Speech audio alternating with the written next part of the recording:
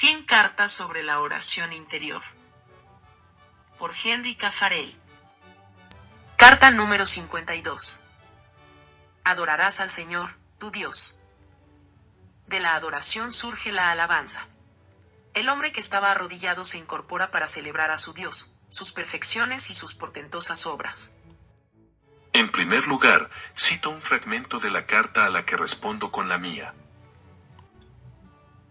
Amo la adoración, me siento impulsado a adorar, soy feliz cuando adoro a Dios, debería incluso decir que nunca soy más feliz que en esos momentos.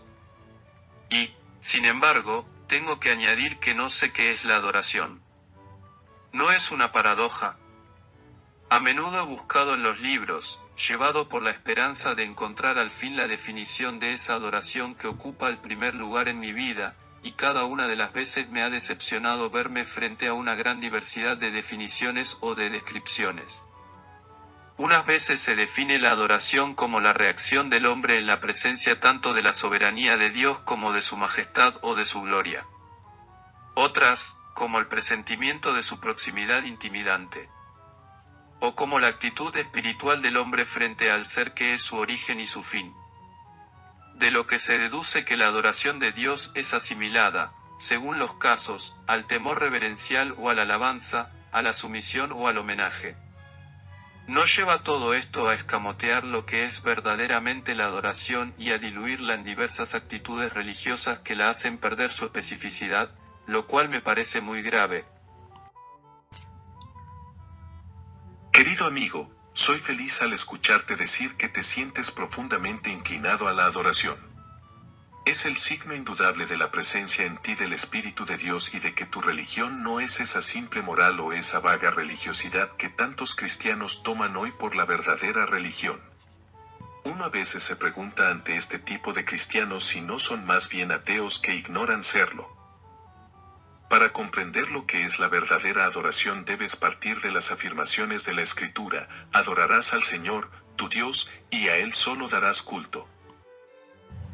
Este precepto, que fue durante siglos la regla fundamental de la vida privada y de la vida pública del pueblo judío, he aquí que Cristo lo vuelve a proclamar solemnemente en el inicio de los tiempos mesiánicos. Y añade: ya llega la hora, y es esta, cuando los verdaderos adoradores adorarán al Padre en espíritu y en verdad, pues esos son los adoradores que el Padre quiere. Dios es espíritu, y los que le adoran deben adorarle en espíritu y en verdad. ¿No es una clara consecuencia de este texto que la adoración es un acto del hombre ante Dios y que no puede más que estar dirigida a Él? Los primeros cristianos comprendieron esto tan profundamente que murieron a millares por negarse a adorar a emperadores o a ídolos. Las otras actitudes religiosas, reverencia, alabanza, amor, podemos encontrarlas, a diferencia de la adoración, también en las relaciones humanas. Es verdad que Dios no pretende ser el único reverenciado, alabado, amado. Pero no soporta que los hombres adoren a alguien fuera de Él. No adores a dioses extraños, porque el Señor se llama Dios celoso, y lo es. Por tanto, Dios es, en cuanto Dios, el objeto de la adoración. La adoración es esa actitud fundamental del alma, ya se traduzca o no por medio de gestos o de actitudes exteriores, que proclama: hay un Dios. Tú eres Dios. Tú solo eres Dios. La adoración no tiene por objeto tal o cual otra perfección de Dios, sino su divinidad en cuanto tal, independientemente de sus atributos. Afirmar por la adoración que este ser frente a mí es Dios, es también reconocer como consecuencia sus admirables perfecciones.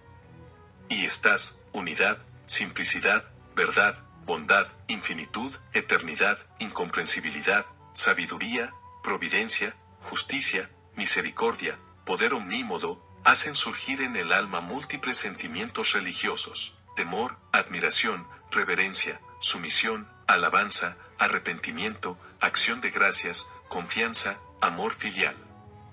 Pero esos sentimientos que surgen de la adoración no son la adoración. Habría incluso que añadir que, sin ella, no serían nada. Pues solo a partir de ella reciben su valor religioso.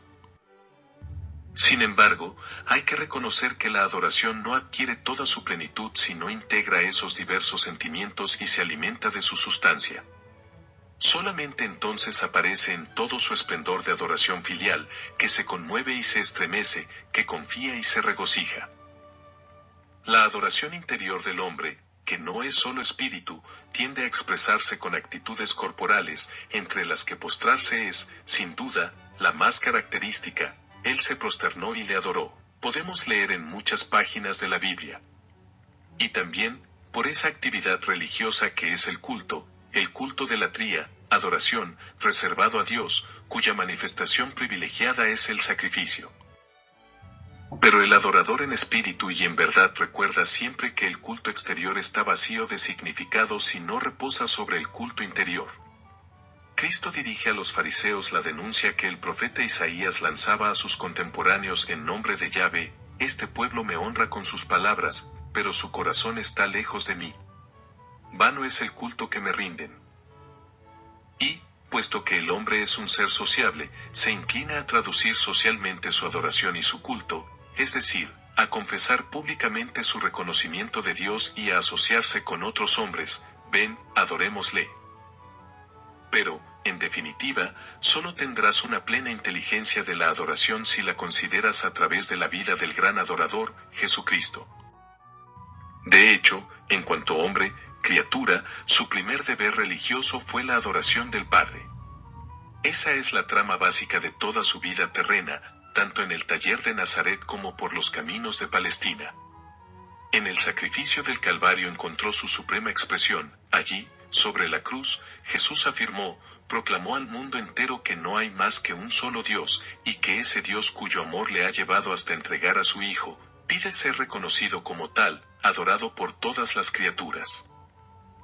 Y la gran adoración ininterrumpida que, de levante a poniente, sube de todos los hijos de Dios hacia su Padre no es otra que la del Hijo primogénito, que Él a su vez infunde en el corazón de cada uno de sus hermanos.